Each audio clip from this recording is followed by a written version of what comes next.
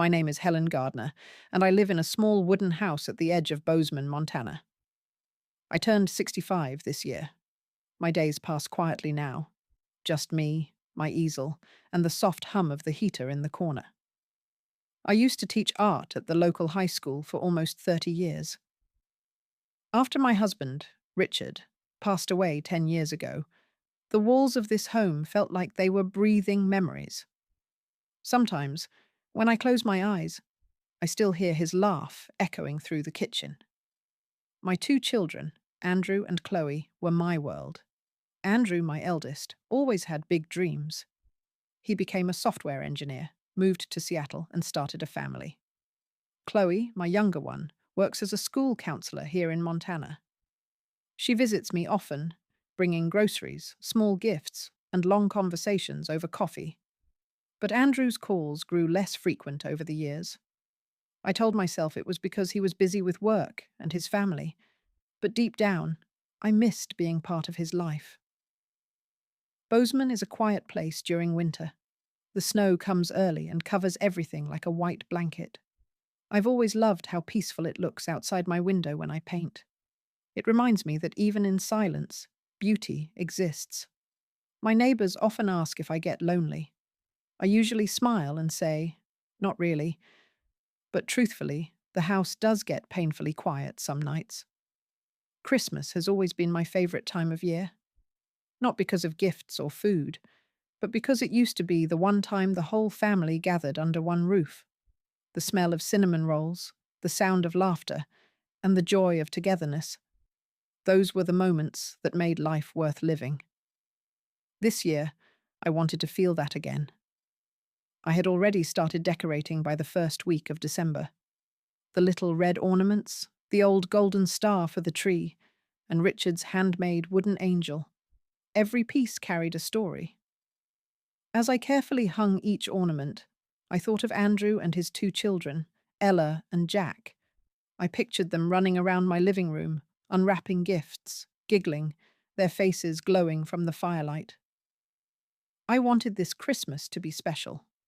Not grand, just warm and filled with love.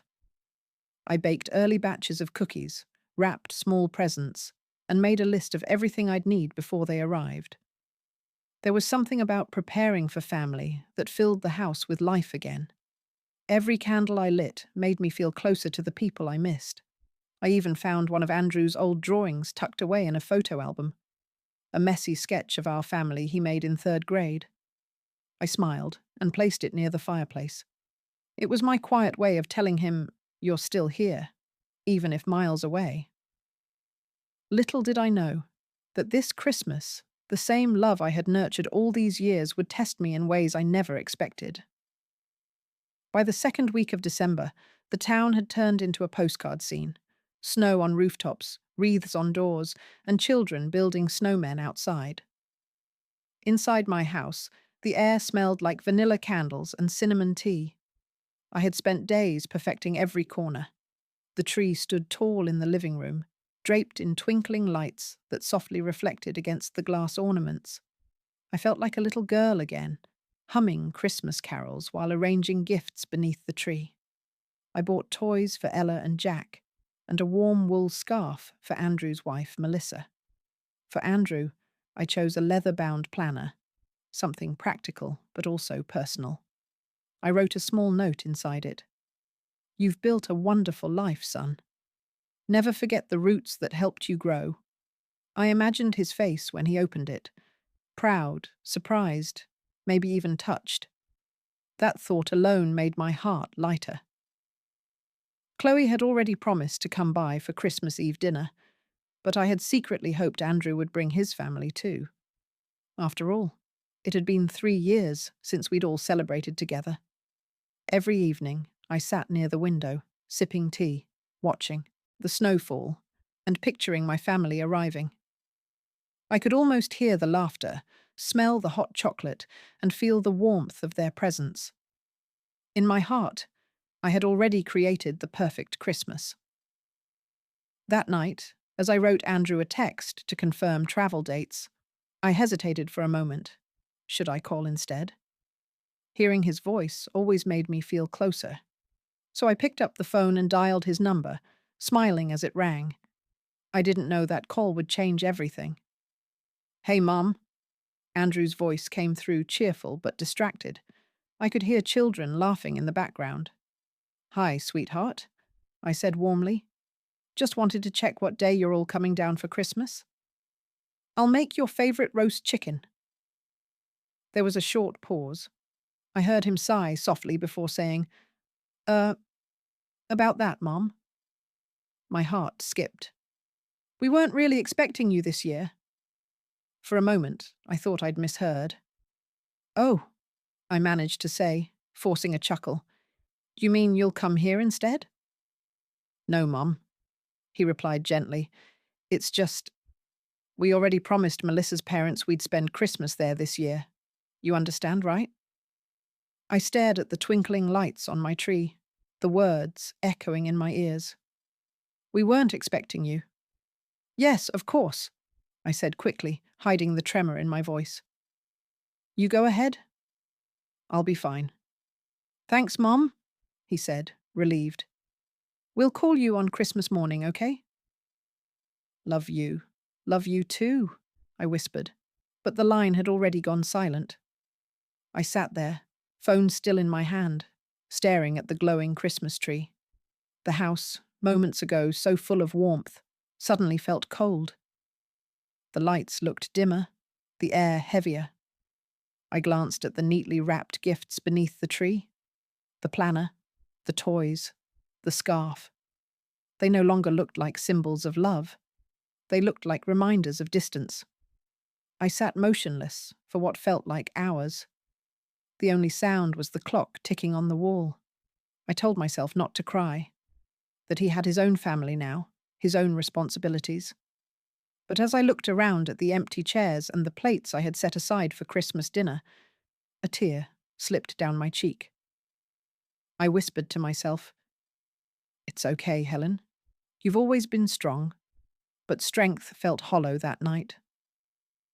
I walked to the window and watched the snow falling under the streetlight. Everything outside looked so peaceful, but inside me, it felt like a storm. I went to the tree and picked up one of the gifts, the planner. I traced the note inside it with my fingers and smiled bitterly. I had raised him to be responsible, independent, and kind. But somewhere along the way, I had forgotten to teach him one thing: that love needs to be returned, not just received. When I finally went to bed, the house was dark, but sleep didn't come easily. My mind kept replaying his words. "We weren't really expecting you." I turned to Richard's empty side of the bed and whispered, "Did we do something wrong, love? Did I spoil him too much?" The silence, as always, gave no answer. The next morning, as sunlight peeked through the curtains, I found myself drifting into memories. Andrew, as a little boy, running through the fields behind our house, his cheeks red from the cold.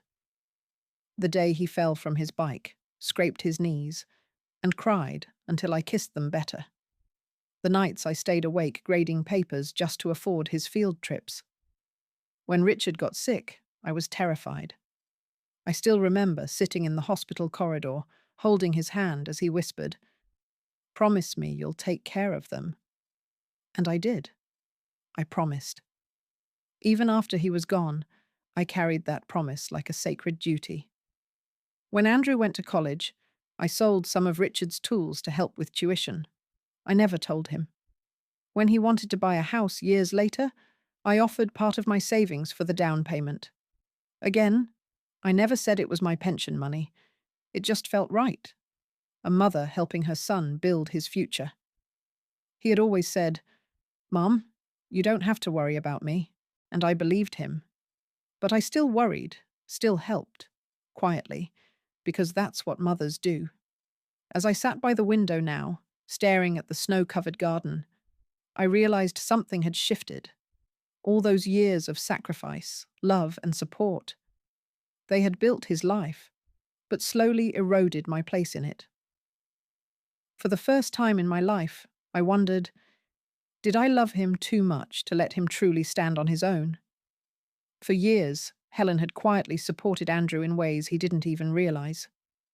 After her husband, Robert, passed away, she discovered a small life insurance policy he had left behind. It wasn't much, but Helen saw it as a promise. His last wish to make sure their children never struggled. When Andrew bought his first home, Helen had proudly written him a check for the down payment. He had thanked her politely but quickly, not realizing how much sacrifice had gone into that moment. After that, she made a habit of sending money every month toward his mortgage. It started as a small contribution, just a few $100s, but over time, it became a quiet ritual. Each month, as soon as her retirement pension arrived, she would set aside a portion for Andrew's house. She had automated the transfer through her bank so that he wouldn't have to worry or even know. In her mind, it was her way of protecting him from financial stress, of continuing Robert's legacy of care. But lately, Helen had begun to question whether her help had been mistaken for obligation. Andrew never asked about her health, never checked if she was managing okay. He would text her occasionally, a thanks mom, or we're busy this weekend. But the warmth had faded. She had once believed he was simply caught up in work and family life, yet his voice over the phone lately carried something different, a kind of distance. As she sat by her dining table that cold evening, bank statements scattered before her, she ran her fingers over the lines that showed each automatic payment to the mortgage company. You did this out of love, she whispered to herself, trying to ease the growing sting of regret. She remembered how proud Robert used to be of their son, always calling him the responsible one. Maybe, she thought, she'd made it too easy for him to forget the value of responsibility. Her heart ached as she realized she had become invisible in his world. He had stability because she'd made quiet sacrifices. Yet now, when she longed for his presence during the holidays, she was being told not to come. The same home she helped him build had no space for her anymore. Helen stood up, took the last sip of her cold tea, and looked at the family photo on her wall. Robert, smiling with his arm around her, the kids still small and laughing. I kept my promise, she said softly, but maybe it's time they learn to keep theirs. That night, she didn't turn on the Christmas lights. She left them dark, as if her heart and her home had agreed to rest from giving, at least for a while. 2 days later, as Helen was sweeping snow off her porch, she heard the crunch of tires on the driveway. She turned and saw Chloe stepping out of her small SUV, bundled up in a navy coat and wool scarf.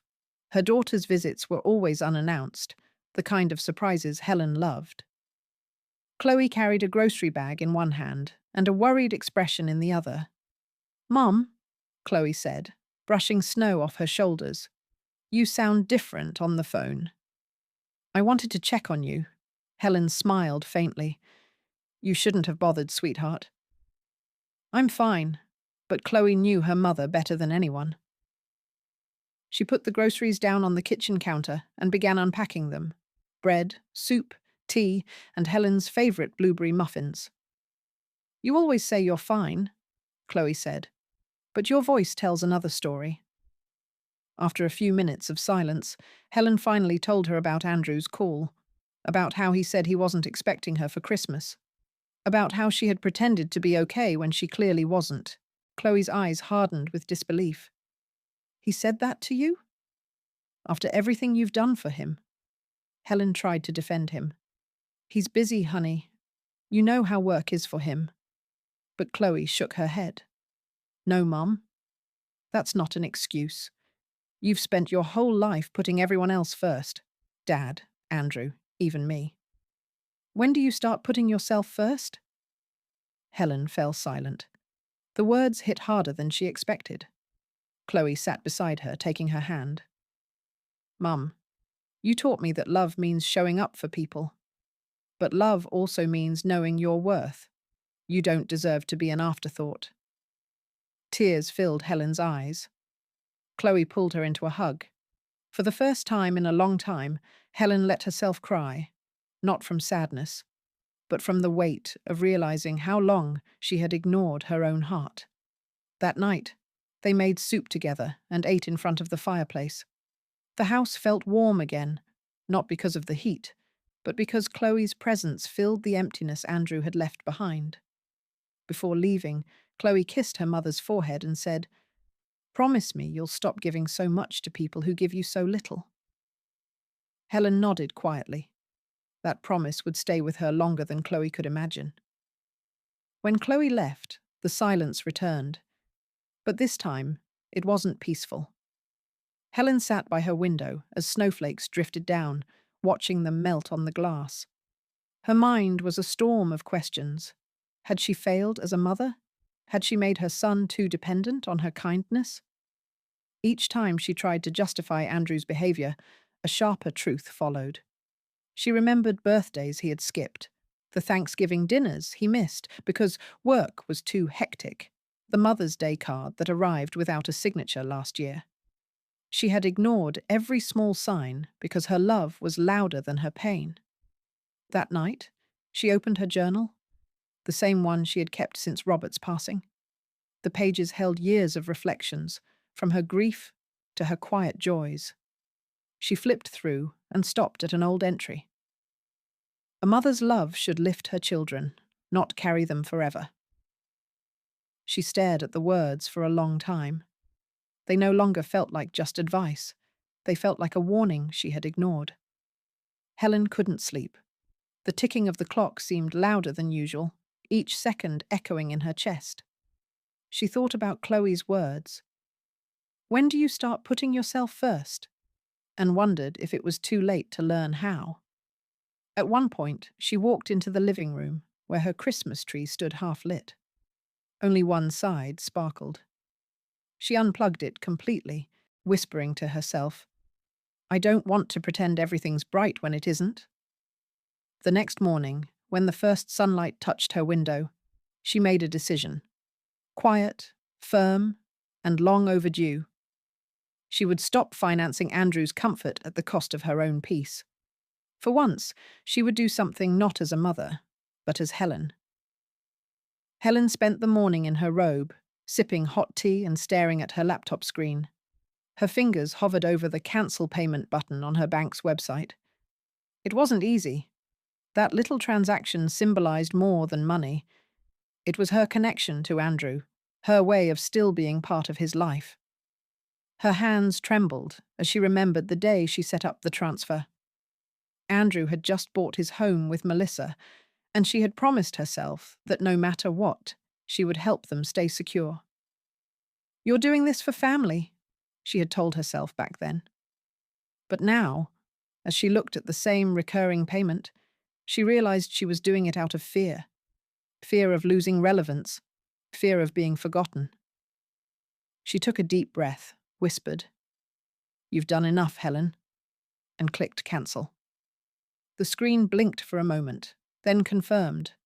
Automatic payment removed. A strange quiet filled the room.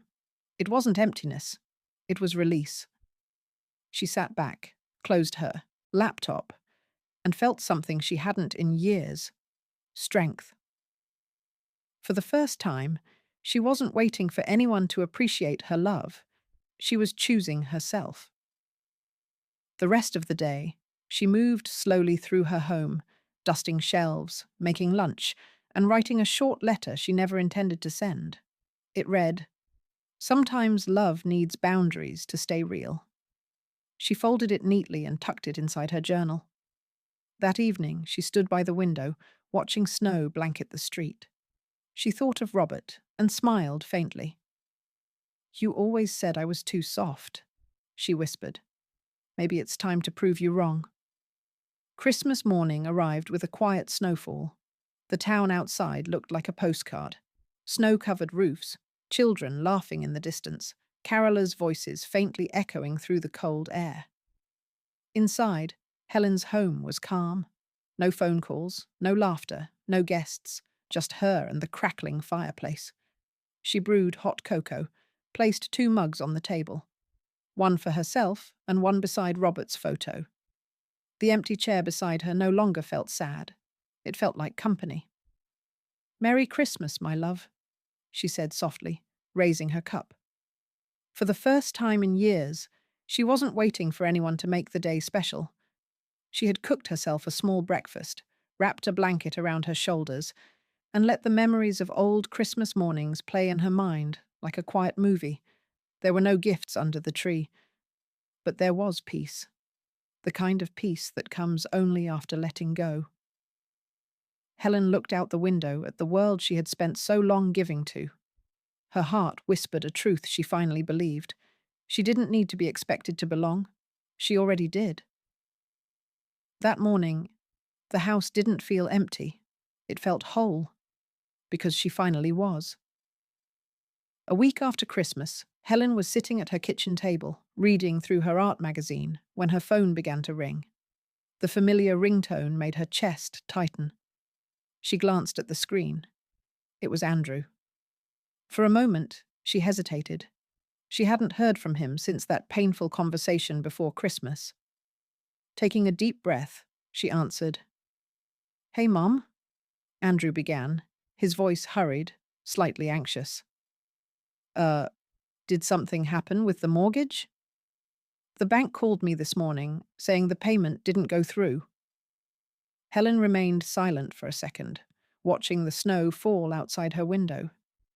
Then, in her calm, steady voice, she said, "No, nothing happened, Andrew. I just stopped sending the payments." There was a pause, longer than usual.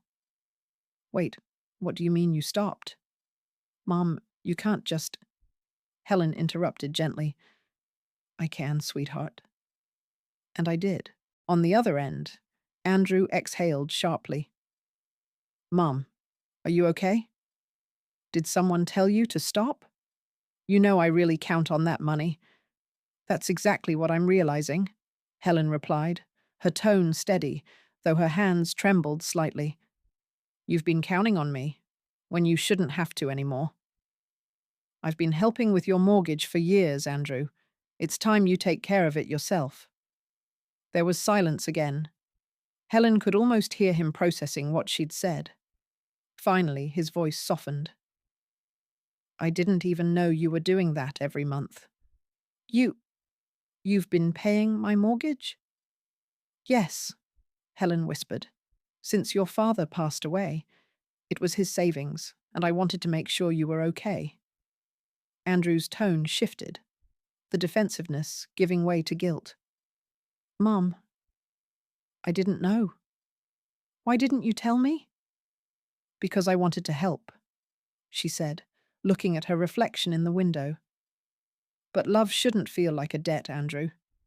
I helped because I cared, not because I wanted to be forgotten."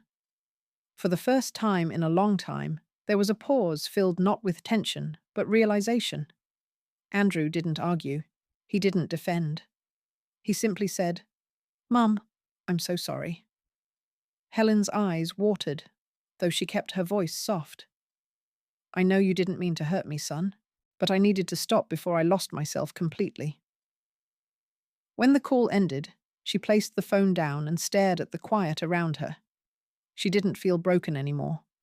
She felt free. 2 days later, Andrew showed up at her doorstep. The sight of him standing there, snow clinging to his coat, made Helen's heart twist with both love and pain. She hadn't expected him to come. "Mum," he said, stepping inside without waiting for an invitation. "We need to talk." Helen nodded, motioning him toward the living room. The house smelled faintly of cinnamon and fresh coffee.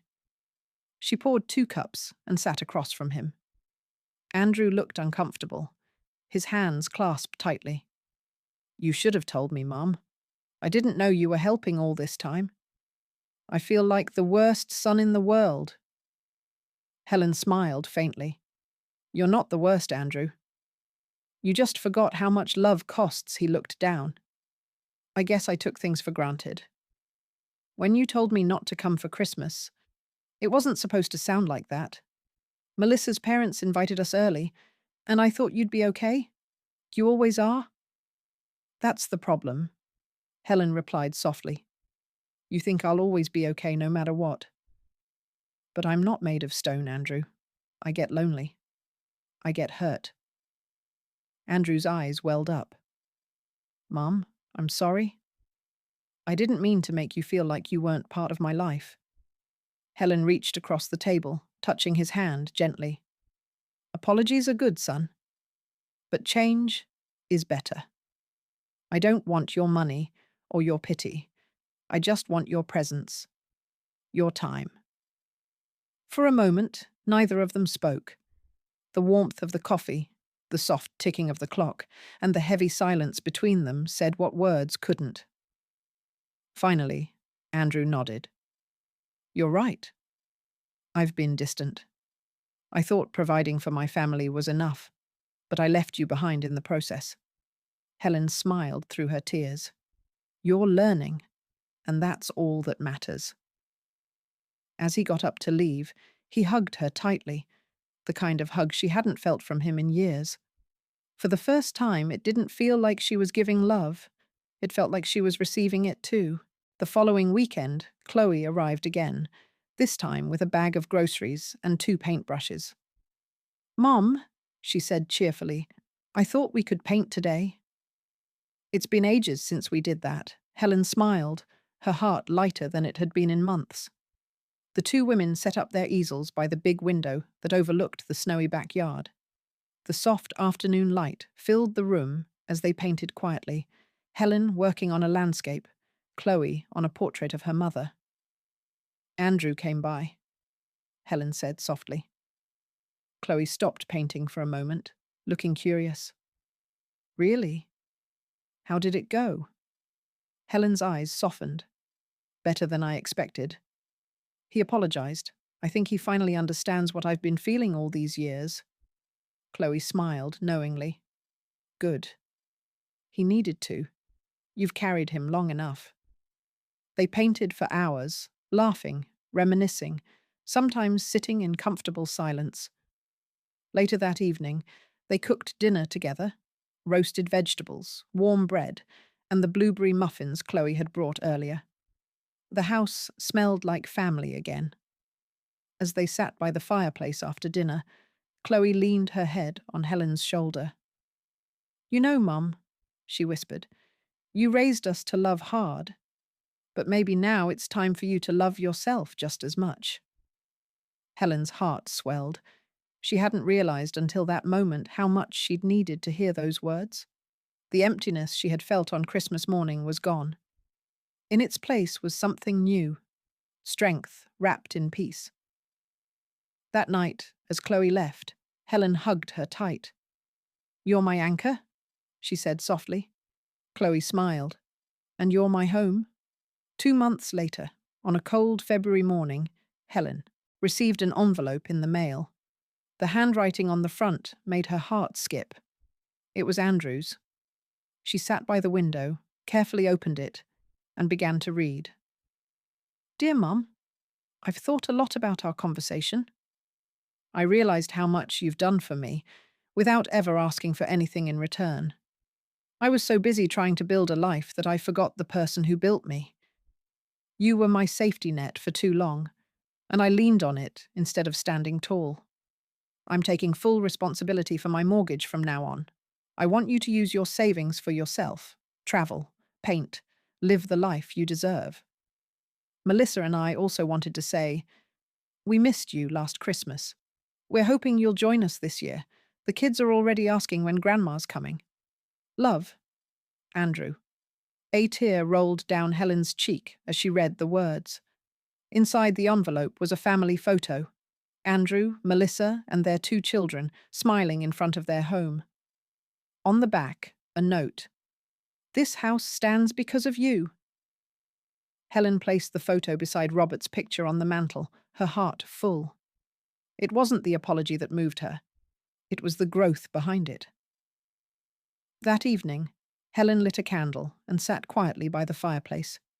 She stared at the 2 photographs, one of her late husband and one of her son's family. Her heart felt lighter than it had in years. She realized that letting go hadn't destroyed her family, it had rebuilt it.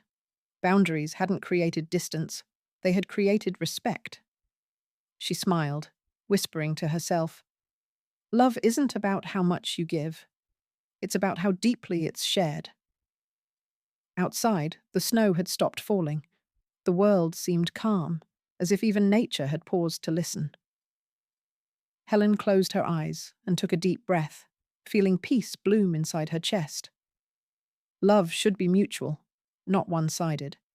Self-respect is the strongest gift you can give yourself. For more stories like this, don't forget to like, comment, and subscribe. Your support helps me share more heartfelt stories that touch lives just like Helen's.